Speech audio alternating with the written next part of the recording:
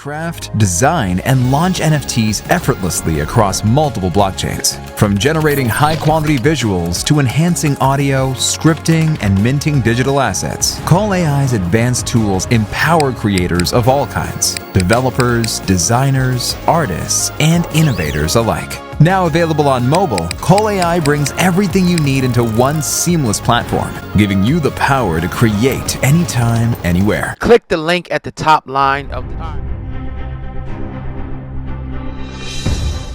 If you haven't heard the tragic news about our sister Angie Stone passing away, we're going to tell you about it, and we have some more details that just came out. So Grammy-nominated R&B singer Angie Stone, who founded the female rap group, helped pioneer the neo-soul sound, as you remember. She died today in a car crash, according to one of her representatives, at the age of 63 years old. Now, the artist was involved in a fatal accident in Montgomery, Alabama, and this is according to Stone's representative. Now, at the time of the crash, Stone and a member of her bands were headed to Atlanta after a performance the night before in Mobile, Alabama.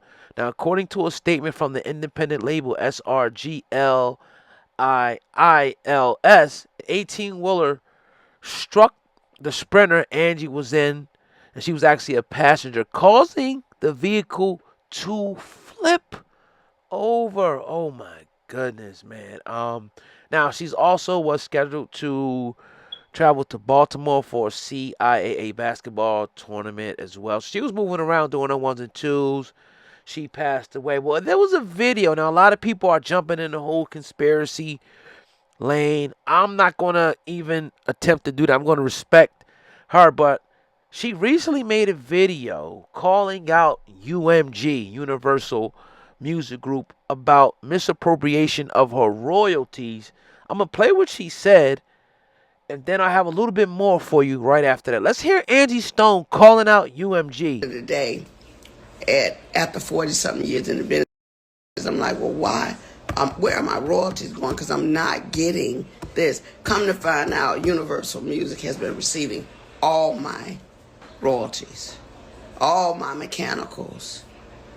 They've taken pretty much everything. They've stolen, I won't say stolen, but they have taken all the monies that were due to me. They have basically absorbed in that company. And even though there's several class action lawsuits, people that were working on my behalf never even registered the songs. All the songs that I've done, I'm only coming to find out they were not properly registered by the companies that I signed over to. People that were supposed to do their due diligence. So I am truly a walking testimony that God has carried me all this time. Because if you only knew how much money they have taken from me, how much they have stolen from me, monies that I'm supposed to be, I should have been able to retire 20 years ago with the money I've made, supposedly. But there are key people give up my coins.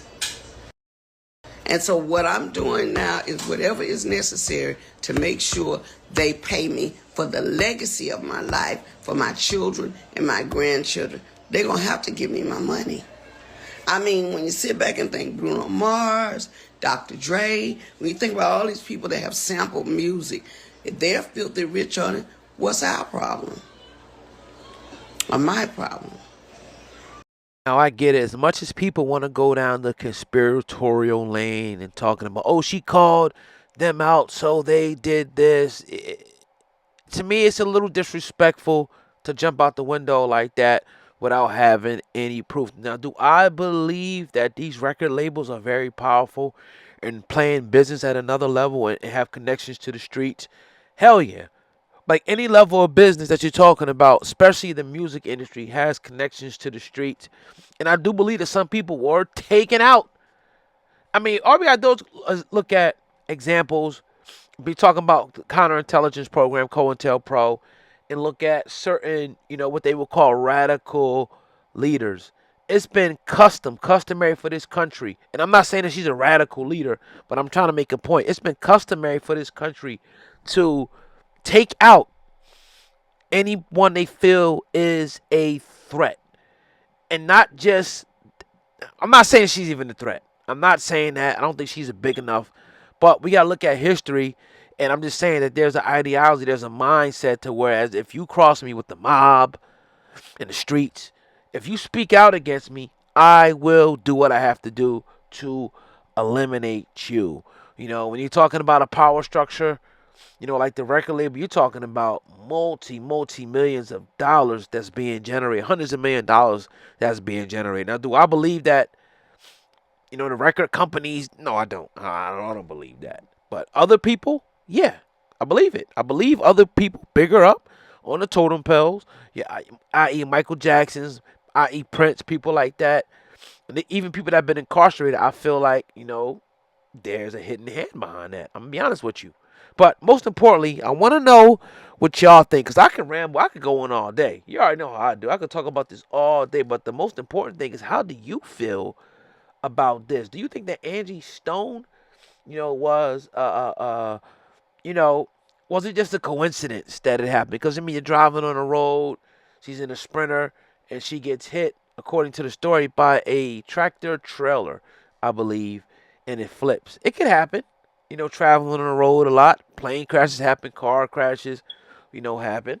You know, so for us to think that there's some mysterious record label, record company went after her because she called them out, I think is asinine, in my opinion. I'm not going to take it off the table because a lot of people, you know, I keep everything on the table. That's just the way I am, because you never know, you know, what is behind people's mind and their sinister thinking and how they feel, and, you know, how much money is really at stake and who she called out. You never really know. But if somebody's going to think about it, you're going to get a semi to run into somebody. What about the driver? What if the driver or the semi passes away? What about the passengers? Ain't there other ways to go about this besides having somebody with a semi run into a Sprinter van? Like, just think about that for a minute before we start to, you know, come up with these ideologies and we come up with these grandioso, you know, schemes and plots by the record companies. Now, the thing with Drake and the coffin, I think it's something to that.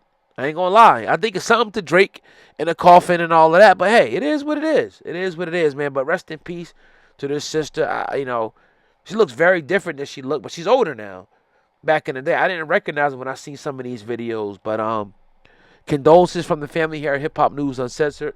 I'm battling a little cold right now, so excuse my voice. But what do y'all think? That's the important thing. What do y'all think in the comment section? Do you think it's foul play? Do you think somebody was targeted? Do you think it was just an accident that happened on the open road? Leave a comment. Hit the thumbs up button. I appreciate y'all. Peace.